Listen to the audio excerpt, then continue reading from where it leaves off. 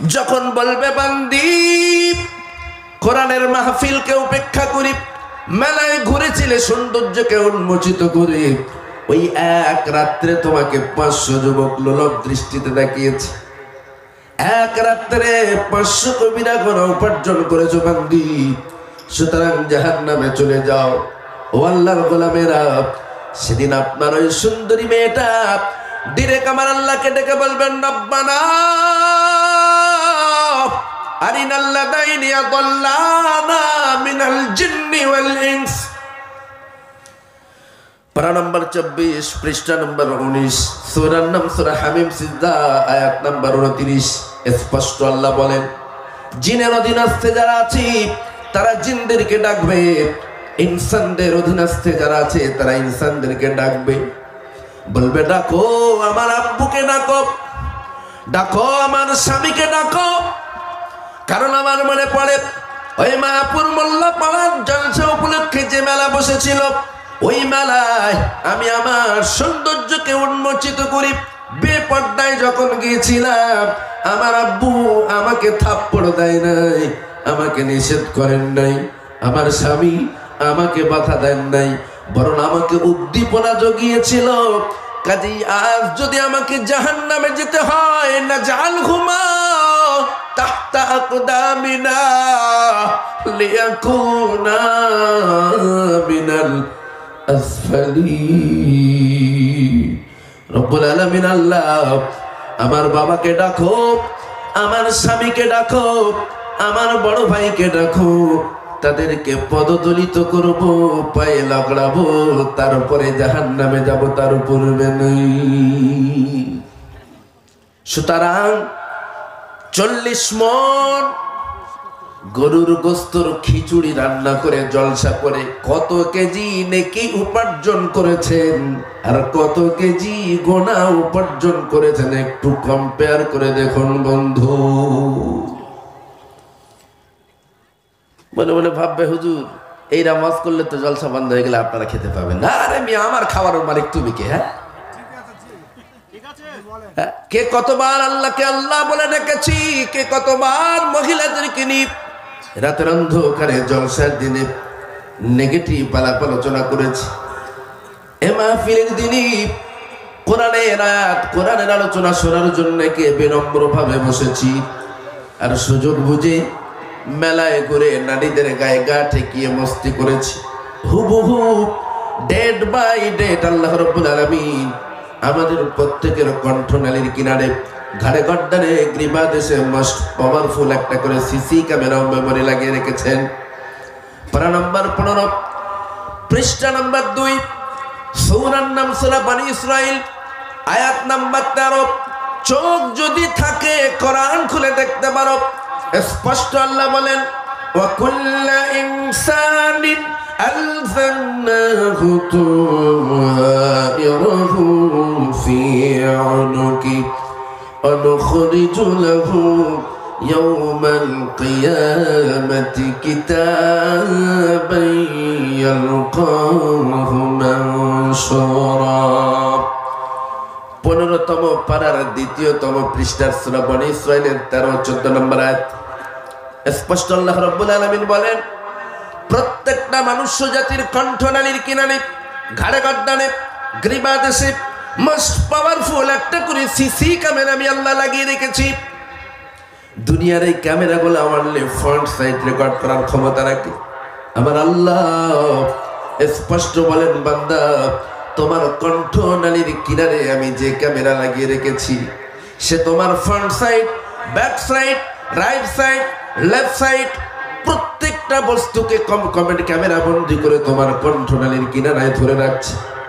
ও বান্দা, ওয়া নুখরিজু লাহু ইয়াওমাল কিয়ামাতি, যেগুলাকে ওপেন করে দেব কিয়ামতের দিন, কিতাবান ইয়ালকাহু মানশুরা, একেবারে কিতাব আকারে, ডেট বাই ডেট। 2023 সালের ডিসেম্বর মাসের 14 তারিখে মায়াপুর মোল্লাপাড়ায় 40টা গরু, 40 মণ গরুর জলসাকে কেন্দ্র করে যে ইন্টারন্যাশনাল পর্যায়ের মেলা বসেছিল বান্দা, ওই মেলায় কোন সুন্দরীকে কেমন করে টন মেরেছিলে, কোন সুন্দরীকে কেমন করে ইশারা করেছিলে, চোখটাকে কেমন করে নাচিয়েছিলে বান্দা, হুবহু ডেট বাই ডেট আমি আল্লাহ সেদিন তুলে ধরব। ও সুন্দরীর বাবারা, ও সুন্দরীর মায়েরা, সুন্দরীকে আজকের মেলায় ছেড়ে দিয়ে যারা নিশ্চিন্তে বিন্দাস ঘরে বসে আছো, তারা একটু কান খুলে শোনো। আপনার সুন্দরী মেয়েটার রূপ লাভেননি, মেলায় ঘোরা যুবকগুলা লালায়িত হয়ে যদি একবার তাকিয়ে বলে, আহ কি দারুণ, মেয়েটা কত সুন্দরী, আলটিমেটলি যুবকটার আমল নামায় একটা কাবিরা গোনা জমা পড়বি। যত যুবক আপনার মেয়েকে দেখবে লোলক দৃষ্টিতে, তাদের প্রত্যেকের আমল নামায় একটা করে কবিরা, এবং আপনার মেয়েকে যতজন যুবক দেখবে ততটা কবিরা গুনাহ আপনার মেয়ের আমল নামায় জমা পড়বে।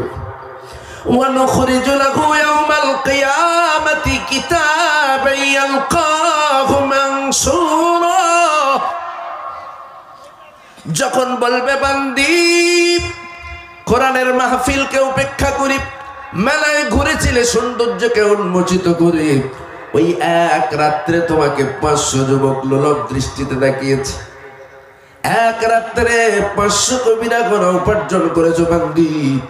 সুতরাং জাহান্নামে চলে যাও।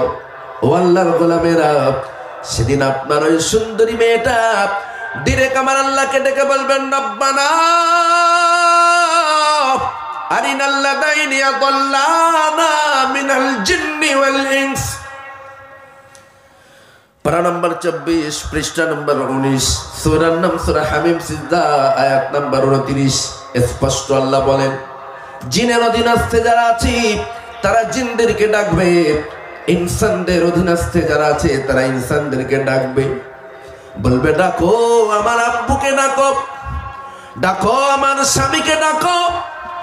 কারণ আমার মনে পড়ে ওই মায়াপুর মোল্লা পাড়ার জলসা উপলক্ষে যে মেলা বসেছিল, ওই মেলায় আমি আমার সৌন্দর্যকে উন্মোচিত করি বেপর্দায় যখন গিয়েছিলাম, আমার আব্বু আমাকে থাপ্পড় দেয় নাই, আমাকে নিষেধ করেন নাই, আমার স্বামী আমাকে বাধা দেন নাই, বরং আমাকে উদ্দীপনা জগিয়েছিল। কাজেই আজ যদি আমাকে জাহান্নামে যেতে হয়, না জাল ঘুমা তাহতা আকদামিনা লিয়াকুনা মিনাল আসফালিন। রব্বুল আলামিন আল্লাহ, আমার বাবাকে ডাকো, আমার স্বামীকে ডাকো, আমার বড় ভাইকে ডাকো, তাদেরকে পদদলিত করব, পায়ে লাগড়াবো, তারপরে জাহান্নামে যাব, তার পূর্বে নেই। সুতরাং 40 মণ গরুর গোস্তর খিচুড়ি রান্না করে জলসা করে কত কেজি নেকি উপার্জন করেছেন, আর কত কেজি গোনা উপার্জন করেছেন, একটু কম্পেয়ার করে দেখুন বন্ধু।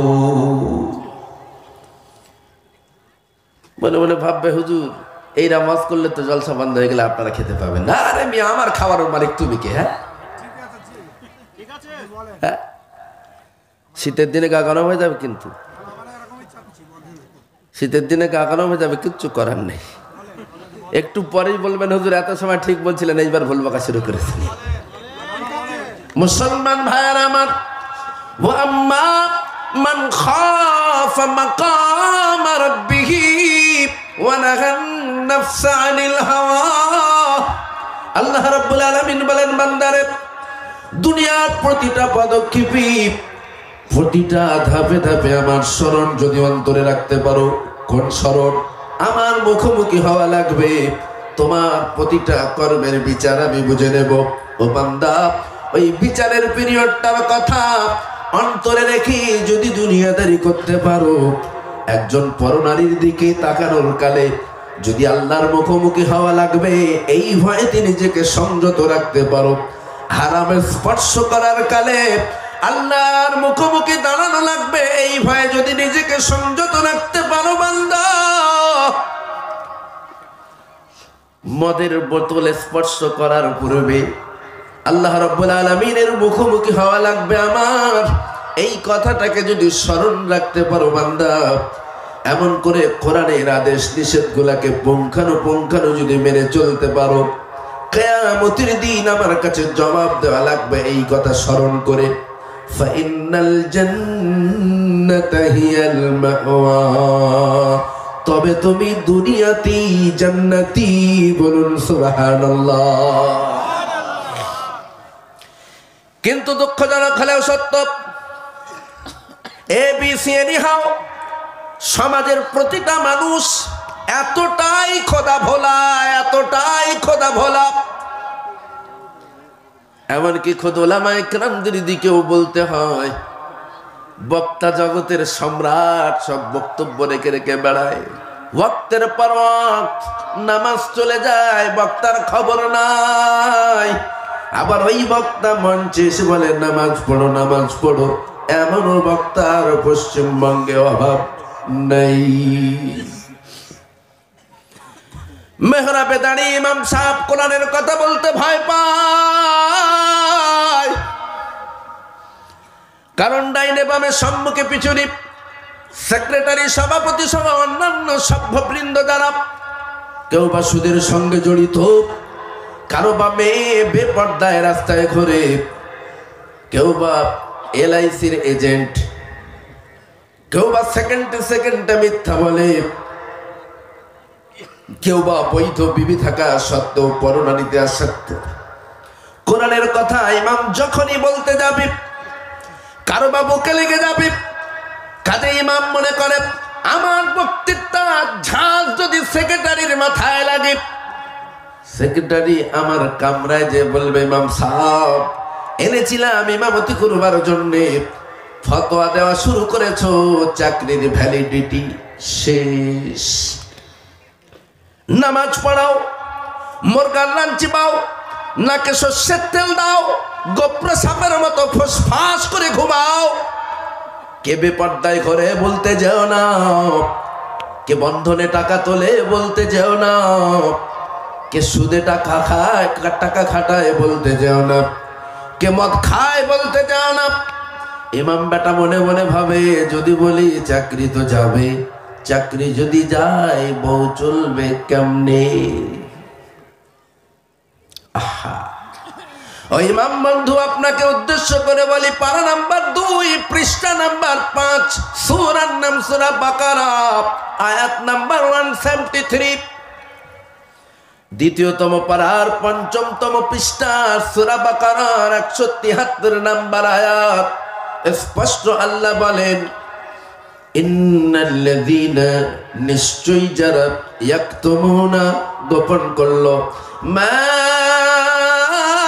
আনজালাল্লাহু মিনাল কিতাব, যা আমি অবতীর্ণ করেছি ওই কিতাবের ভিতরে, ওয়ায়াশতারুনা বিহি সামানান কলিলা। আবুল কালাম আজাদ মায়াপুর মোল্লাপাড়ার যুবকেরা এবছরে দাওয়াত করেছেন, আগামীতে আবারও যেন করে সেই কথা ভাবিয়া দুনিয়ার সামান্য স্বার্থ সিদ্ধির লক্ষ্যে কোরআনের তথ্যগুলাকে যে বাজারা গোপন করে দেয়, আল্লাহ তাদেরকে উদ্দেশ্য করে বলছেন, উলাইকা মা ইয়াকুলুনা ফি বুতুনিহিম ইল্লান নার।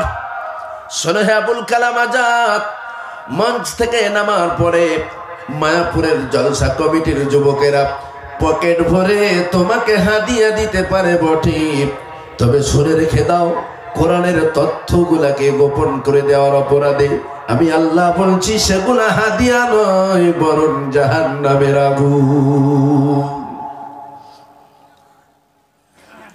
শোনো হে ইমাম বন্ধুরা, 3 টাকার চাকরি বাঁচাতে যে কোরআনের তথ্যগুলাকে যদি গোপন করে দাও, মাস শেষে হাদিয়া বা বেতন বাবদ যেটা দেবে সেটা বেতন নয়, আমার আল্লাহর কথা অনুযায়ী জাহান্নামের আগুন। এখানেও শেষ নয়, পরের অংশে আল্লাহ আরো বলছেন, ওয়ালা ইউকাল্লিমুহুমুল্লাহ।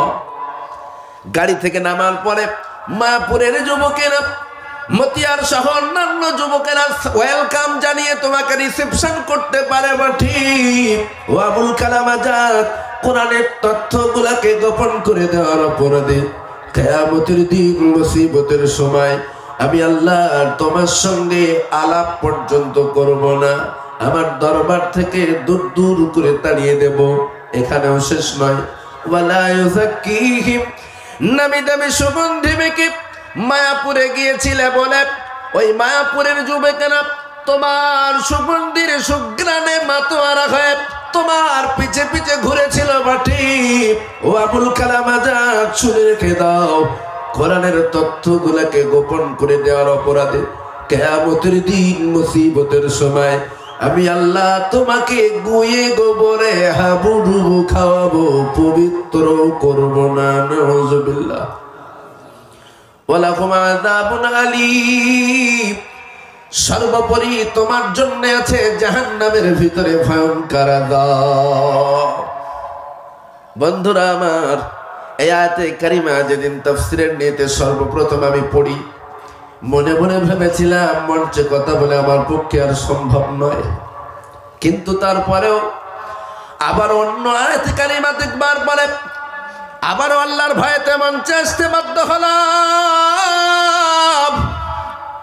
কারণ আল্লাহ রাব্বুল আলামিন বলবেন, আমি তোমাকে একজন চোখওয়ালা উম্মত করেছিলাম, চোখওয়ালা বান্দা করেছিলাম।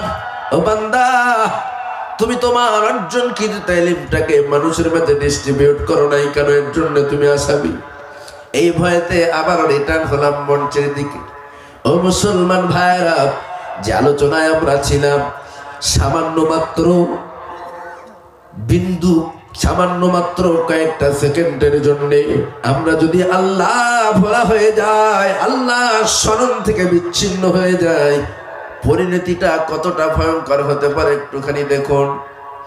স্পষ্ট সহিহ বুখারীর হাদিস, আশ-শাইতানু জাসিমুন আলা কলবি বনি আদম ফাইদা যাকারাল্লাহু খানাসা ওয়া ইযা গাফালা ওয়াসওয়াস। বিশ্বনবীর সাহাবী হযরত ইবনে আব্বাস রাদিয়াল্লাহু তাআলা আনহু হইতে বর্ণিত, প্রত্যেকটা আদম সন্তানের কলবের চতুর্দিকে শয়তান ঘাপটি বেড়ে বসে থাকে। আদম সন্তান মানে আমাদের আদি পিতার নাম আদম। যত মানুষ পৃথিবীতে আছে সবকে আদমি বলা হয়, আদম সন্তান বলা হয়। স্পষ্ট আল্লাহ নবী বলছেন, আশ-শাইতানু জাসিমুন আলা কলবি বনি আদম, প্রত্যেকটা আদম সন্তানের কলবের চতুর্দিকে শয়তান ঘাপটি মেরে বসে থাকে। দেখে বান্দা কখন আল্লাহ ভোলা হয়ে যায়, যখনই আল্লাহ ভোলা হয়ে যায় অমনি সুযোগ বুঝে শয়তান আল্লাহর ওই বান্দার ঈমানটাকে চুরি করে নিয়ে ভেঙে যায়। নাউযুবিল্লাহ। ছোট্ট একটা দৃষ্টান্ত তাফসীরে আনোয়ারুল কোরআনের ভিতরে পেয়েছি। বনি ইসরাইল একজন বড় আবিদ, খোদা ভীরু আল্লাহর বান্দা। তামাম এলাকার মানুষ তাকে দরবেশ নামে চিনতেন।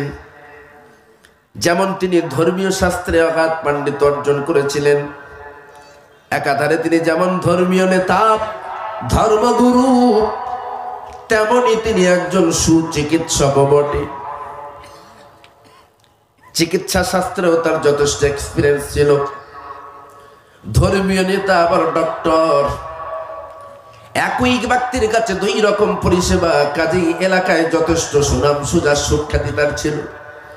রোগে পেরে বিমারে মানুষ যখন জর্জরিত হতো, ওই দরবেশের দ্বারস্থ বলে যার পানি পড়ার প্রয়োজন আছে, ঝাড়ফুঁকের প্রয়োজন আছে, ঝাড়ফুঁক পানি পড়া দিয়ে তাকে বাড়িয়ে পাঠিয়ে দিতেন।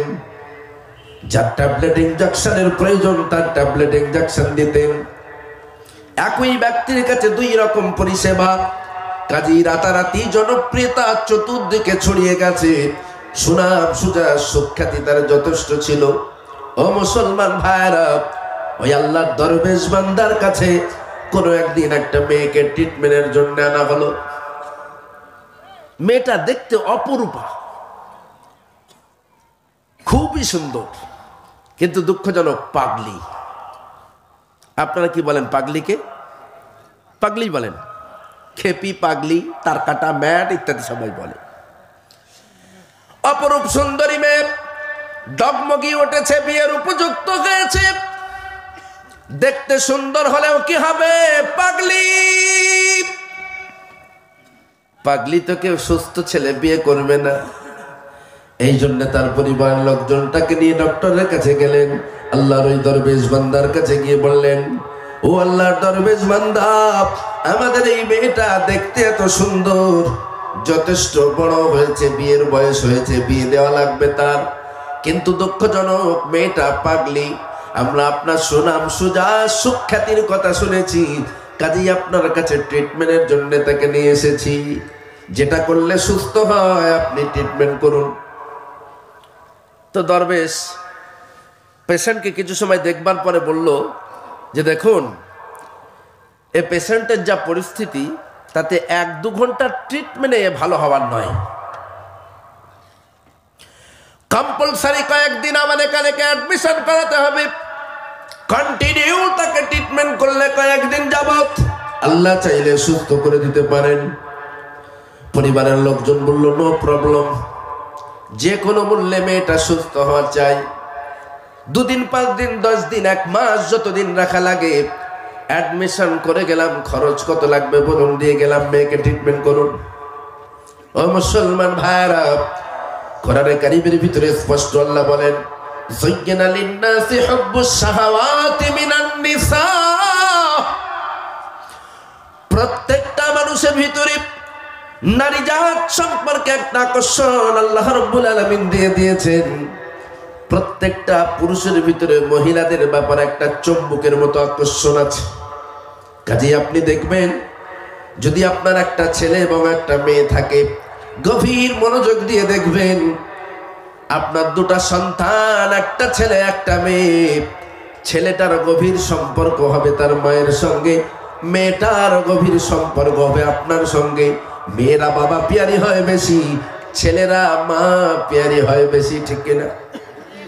বললাম নাকি? তবে বিয়ের পরে নয়, বিয়ের পরে নয়।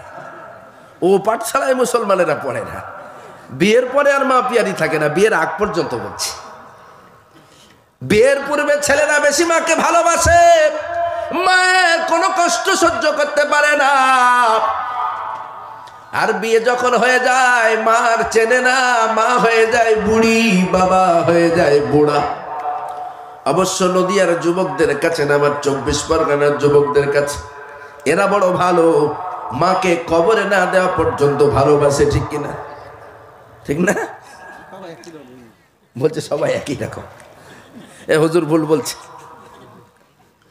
মুসলমান ভাইরা আমার, কোরআন শরীফের 22তম পারা, প্রথম পৃষ্ঠা, সূরা আহজাবের 32 ও 33 নম্বর আয়াতে কারিমা ট্রান্সলেশন অনুযায়ী মুফাসসিরিনগণ বলেন, একজন যৌবনশীল যুবক যখনই একজন যৌবনশীল নারীর কাছাকাছি হয়, বারংবার যখন একটা যুবক একটা নারীর মুখোমুখি হওয়ার সুযোগ পায়, একে অপরের সঙ্গে কথা বলার সুযোগ পায়, মুফাসসিরিনগণ বলেন আলটিমেটলি নারী পুরুষ উভয়ের অন্তরে একটা ক্ষুধার সৃষ্টি হয়।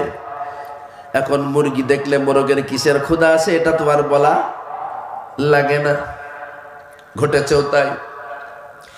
একাকী দরবেশ কন্টিনিউ মেয়েটাকে ট্রিটমেন্ট করবার পরে মেয়েটার রূপ লাবণ্যের প্রতি আকর্ষিত হয়ে হঠাৎ করে ইবলিস মগজ চলাই করে ওই মেয়েটার সঙ্গে জেনায় লিপ্ত করে দিল। বলুন নাউযুবিল্লাহ।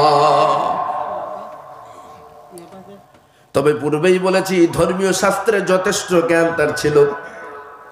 এলাকার মানুষ এক বাক্যে তাকে দরবেশ নামে চিনতেন, বড় খোদা ভীরু নামে চিনতেন, বড় আল্লাহ নামে চিনতেন। কিন্তু যৌবন শোনে না ধর্মের কাহিনী, চোরে মানে না ধর্মের কাহিনী। ঘটেছেও তাই। কন্টিনিউ মেয়েটাকে ট্রিটমেন্ট করতে করতে শয়তান মগজ দোলাই করে দিল। হঠাৎ করে দরবেশ ওই নারীর রূপ লাবণ্যের প্রতি আকর্ষিত হয়ে নারীটার সঙ্গে জেনায় লিপ্ত হয়ে গেল। নাউযুবিল্লাহ। কয়েকবার জেনা করবার কারণে মেয়েটা গর্ভবতী হল। যখনই মেয়ে গর্ভবতী হয়ে গেল, মিস্টার ইবলিস এরপর প্রকাশ্যে দরবেশের কাছে হাজিরা দিল। বলছে, দরবেশ কামটা করলেন কি? মেয়ে যখন গর্ভবতী হয়ে গিয়েছে তখন এরপর ইবলিস প্রকাশ্যে এসছে, এসে বলছে, তুমি কাজটা করলে কি? তোমার মতো একজন হেভি ওয়েটওয়ালা ব্যক্তি, এত সুনাম সুজা সুখ্যাতি, তোমার এলাকার মানুষ তোমাকে যথেষ্ট রেসপেক্ট করে, তুমি কিনা একটা কুমারী মেয়েকে গর্ভবতী করে দিয়েছ। লোকে শুনলে মানুষে কি বলবে? নিশ্চয় তোমাকে ছাড়বে না।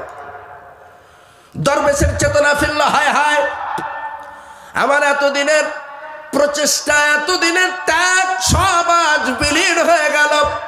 কি সর্বনাশ করলাম! ওই মেয়েটার রূপ লাবণ্যের প্রতি আকর্ষিত হয়ে আজ আমি আমার সর্বস্ব শেষ করে দিলাম। সমাজের মানুষ নিশ্চিত আজ না হলেও কালকে জেনে যাবে, যেহেতু মেয়েটা গর্ভবতী, মেয়েটা যতদিন যাবে তার পেটের বাচ্চাটা বড় হবে, আস্তে আস্তে পেটটা ফুলে উঠবে, সমাজের মানুষ জেনে যাবে মেয়েটা গর্ভবতী। অবিবাহিতা কুমারী মেয়ে গর্ভবতী যদি হয়, প্রত্যেকেই জিজ্ঞাসা করবে এর বাচ্চা এলো থেকে। মেয়েটা তখন আমার নাম বলে দেবে, সমাজের মানুষ তখন আমার পিঠের চামড়া তুলে আমলা গাছে তুলে দেবে। টেনশনে পড়ে গেছে, হাই হাই করতে লাগলো, কি সর্বনাশ করলাম আমি, কি হবে উপায়? এমন সময় ইবলিস বলে, বন্ধু আমি থাকতে কোনো ভয় নাই, আছি আমি আপনাকে হেল্প করব, কথা দিলাম, আমি থাকতে আপনার কোনো চিন্তা নাই। দরবেশ বলে, আর তো কোনো উপায় নাই, কি তুমি আমার উপকার করবে? যতদিন যাবে মেয়ের বাচ্চাটা বড় হবে, সমাজের মানুষ জেনে যাবে আই বুড়ো মেয়ে গর্ভবতী, তখন তো নিশ্চয়ই তারা জিজ্ঞাসাবাদ করবে কার বাচ্চা এটা, নিশ্চয়ই তখন তারা আমাকে ছাড়বে না। ইবলিস বলে, বন্ধু আমি থাকতে কোনো টেনশন নাই, তবে শর্ত হলো যে কথাগুলো আমি তোমাকে বলবো সেই কথাগুলো তোমাকে মেনে চলতে হবে। দরবেশ বলে, তুই আমার ধর্মের ভাই, যা বলবি শুনবো, এ যাত্রায় তুই আমারে বাঁচা। যখনই বললো যে আমি যা বলবো শুনতে হবে, তবে আমি তোমাকে বাঁচিয়ে দেব, কথা দিলাম। দরবেশের পর ইবলিসকে লক্ষ্য করে বলে, ওরে তুই আমার মায়ের পেটের ভাই না হলেও ধর্মের ভাই, পায়ে ধরে বলি তুই আমাকে বাঁচা, যা বলবি আমি তাই শুনবো। ইবলিসের পর ফতোয়া দেওয়া শুরু করলো, ও আল্লাহর দরবেশ, ইমিডিয়েটলি মেয়েটাকে হত্যা করো, কারণ যতদিন যাবে মেয়েটার পেটটা উঁচু হয়ে যাবে, সমাজের বুকে মেয়েটা যখন গর্ভবতী প্রমাণিত হবে, নিশ্চয়ই তার বাবাকে মানুষ খুঁজবে, যখন খুঁজে বার করবে তোমাকে ছাড়বে না, কাজেই ইমিডিয়েটলি মেয়েটাকে হত্যা করো। তবে হত্যা করার পরে সাধারণ কোনো গোরস্থানে তাকে দাফন করো না, তোমার চেম্বারের ভিতরেই গর্ত খুঁড়ে তাকে পুঁতে দাও। ওই রোগীর পরিবারের লোকজন যখন তোমার কাছে আসবে, যখন তাদের মেয়ের খোঁজ দিতে আসবে, তুমি এক কথায় বলে দাও সে তো কবে গেছে মারা। তোমাদের সঙ্গে যোগাযোগ করার চেষ্টা করেছি, পারলাম না, ব্যর্থ হয়েছি, কাজে একটা মুসলিম মেয়ের লাশ পচে গলে নষ্ট হোক এটা আমি চাই না, আমি নিজ দায়িত্ব তাকে দাফন করে দিয়েছি, এমন বলবে তারা বাড়ি চলে যাবে। এটাও শিখিয়ে দিয়েছে। দরবেশ মনে মনে ভাবল, এই অপবাদ থেকে বাঁচতে এটা একমাত্র রাস্তা। মেয়েটাকে যদি দুনিয়া থেকে হারিয়ে দেই, মেয়েটাকে যদি হত্যা করি, মেয়েটাকে যদি মার্ডার করে দিই, তাহলে আর কেউ বুঝতে পারবে না আমার মতো দরবেশের দ্বারা একটা নারী গর্ভবতী হয়েছে। ও মুসলমান ভাইরা, একাকী ঘরের দরজা বন্ধ করে ওই দরবেশ বান্দা আল্লাহর মেয়েটাকে হত্যা করলো। অতঃপর ইবলিসের শিখিয়ে দেওয়া অনুযায়ী নিজের চেম্বারের ভিতরে গর্ত করে তারে পুঁতে দিল। কয়েকদিন পর পরিবারের লোকজন এসে জিজ্ঞাসা করলো, আল্লাহর দরবেশ বান্দা আমাদের পেশেন্টের খবর কি? বলে, সে তো কবে মারা গেছে। আমি তোমাদের সঙ্গে যোগাযোগ করার চেষ্টা করলাম, পারলাম না, ব্যর্থ হয়েছি, কাজেই আমি নিজ দায়িত্ব তাকে দাফন করে দিয়েছি। মেয়ের পরিবারের লোকজনেরা মনে মনে বলতে লাগলো, বালা মাথা থেকে নেমেছে, মাথা হালকা হয়েছে, চল বাড়ি চল। পাগলি মরে গিয়েছে মানে আমাদের বালা সরে গেছে, যে যার মতো বাড়ি চলে গেল। ওদিকে মিস্টার ইবলিস আবার মেয়ের পরিবারের লোকজনের কাছে গেল, গিয়ে জিজ্ঞাসা করতে লাগলো, হাই, তোমাদের যে মেয়েটা ট্রিটমেন্টের জন্য দরবেশের কাছে দিয়ে এসেছে তার খবর কি? বলে সে তো মারা গেছে। ইবলিস বলে মারা যায় না। বলে তার মানে? বলে তোমাদের মেয়ে মারা যায় নাই। মেয়ের পরিবারের লোকজন বলল, কে বলল মারা যায় নাই? আমরা তো গিয়েছিলাম, দরবেশ নিজেই বলল সে মারা গেছে। তিনি বড় আল্লাহওয়ালা মানুষ, আমাদের সঙ্গে তিনি মিথ্যা বলবে না। ইবলিস বলে সে মারা যায় নাই, বরং তাকে হত্যা করা হয়েছে। হত্যার পূর্বে তার সঙ্গে জেনা করা হয়েছে। জেনার কারণে মেয়েটা গর্ভবতী হয়ে গিয়েছিল। ওই গর্ভবতী হয়ে যাওয়ার কারণে সমাজের বুকে তার কারণে তার বেইজ্জতি হতে হবে। যেহেতু ওই দরবেশের দ্বারায় মেয়েটা গর্ভবতী হয়েছিল, মেয়েটার কারণেই সমাজের বুকে তাকে লাঞ্ছিত অপমানিত হতে হবে, এই ভয়ে সে মেয়েটাকে হত্যা করেছে। হত্যা করবার পরে সে নিজেই তাকে মাটি দিয়ে দিয়েছে। মেয়ের পরিবারের লোকজন বলে, কে তুমি? আমরা যতদূর জানি তিনি বড় আল্লাহ ভালা মানুষ, তিনি বড় ধর্মভীরু খোদা ভীরু মানুষ, তিনি এমন কাজ করতে পারেন না। ইবলিস তাকিদ সহকারে পরে বলতে লাগলেন, বিশ্বাস যদি না হয় অন্তত তোমাদের মেয়ের কবরটাকে যে একটু জিয়ারাত করে এসো। দরবেশের কাছে যে বলো, হাজার হলেও আমাদের মেয়ে, পাগলি হোক আর যাই হোক সে তো আমাদের মেয়ে, তার জানাজায় আমরা সামিল না থাকতে পেরে আমাদের কলিজা বড্ড কাঁদে। বড় ইচ্ছা যাকে কবরটা জিয়ারত করবার। ও আল্লাহর মহান আলী, ও দরবেশ বান্দা, আল্লাহর কোথায় আমাদের মেয়েটাকে কবরস্থ করেছেন? কোন জায়গায় আমাদের মেয়েটাকে দাফন করেছেন? মেহেরবানি করে একটু বলুন, আমরা অন্তত দু চোখে আমাদের মেয়েটার কবরটা দেখে কবরটা জিয়ারত করে একটু চক্ষু শীতল করব। আল্লাহর কি শান, সেই মুহূর্তে সাধারণ কোনো মানুষও মারা যায় নাই। গ্রামের অন্য কেউ মারা গেলে অন্তত গণস্থানে একটা নতুন কবর থাকতো, সেটা দেখিয়ে দেবে, সে অপশন আছে নাকি? চিন্তায় পড়ে গেছে। যখনই বলে কবর কোথায় দেখান, দরবেশ তখন আমতা আমতা শুরু করলাম। কি হলো বলুন, কোথায় কবর দিয়েছেন আমাদের মেয়েকে? দুইজন কথা বলে, আর দুইজন ওই দরবেশের চেম্বারের উপরে দাঁড়িয়ে পায়ের মোটা আঙ্গুলি দিয়ে জমিনের মাটিকে খোঁচড়াতে লাগলো। ও মুসলমান ভাইরা, দীর্ঘদিনের পুরানো বিল্ডিং, তার চেম্বার, মাটিটা শক্ত হওয়ার কথা, জমিনটা টাইট হওয়ার কথা, কিন্তু যখন এই পায়ের আঙুল দিয়ে মাটি খোঁচড়াতে লাগলো, মাটি লুজ মনে হলো, সন্দেহ বেড়ে গেল। যেহেতু বহুদিনের পুরানো ঘর, জমিনটা টাইট হওয়ার কথা, তো ঢিলা কেন? যত ঢিলা লাগে তত পা চালিয়ে দেয়, একটু গভীরে যখন পা চালিয়ে দেয়, দাপ করে লাশ পচা গন্ধ যখন আসলো, সন্দেহ বেড়ে গেল। এরপর হাত দিয়ে মাটি সরালো, হাত দিয়ে যখন মাটি সরালো দেখলো ওই ব্যক্তি আমাদের বাড়ি যিনি বলে এসেছিলেন সঠিক বলেছেন, তাদের মেয়েটাকে চেম্বারের ভিতরেই পুঁতে রাখা হয়েছে। ও মুসলমান ভাইরা, এরপর মেয়ের পরিবারের লোকজনেরা জানতে চাইলো, ও আল্লাহর বান্দা, আমাদের মেয়েটা স্বাভাবিকভাবে যদি মারা যাবে তাহলে সাধারণ কোনো গোরস্থানে তাকে দাফন না করে এখানে কেন পুঁতে রেখেছেন? আর কোনো উত্তর নেই। থরথর করে কাঁপতে লাগলো। মুহূর্ত মধ্যে মেয়ের পরিবারের লোকজন বাইরে বেরিয়ে এসে হাজার হাজার মানুষ জড়ো করলো। এসো দেখো, দরবেশের কাজ দেখো। আমরা যাকে দরবেশ নামে চিনি, আমরা যাকে বড় খোদা ভীরু নামে চিনি, তার কর্ম দেখো। মুহূর্ত মধ্যে শত সহস্র লোক জড়ো হয়ে গেল। সাধারণ যুবকেরা যদি একটা মেয়ের হাত ধরে টেনে নিয়ে যায়, নো প্রবলেম, বলে ওগুলো স্বাভাবিক, এগুলো সমাজে ঘটতেই চলেছে, নো প্রবলেম। কিন্তু যদি কখনো শোনা যায় ইমাম সাহেব হুজুর একটা সুন্দরী মেয়েকে টেনে নিজের কামরার দিকে ঢুকিয়ে নিয়েছে, মুহূর্তের মধ্যে কি হবে? ভাইরাল। মুহূর্ত মধ্যে ভাইরাল। শুনেছো নাকি?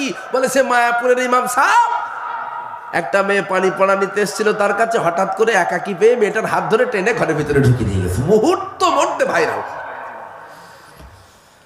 দরবেশ বান্দা আল্লাহ সমস্যা হচ্ছে,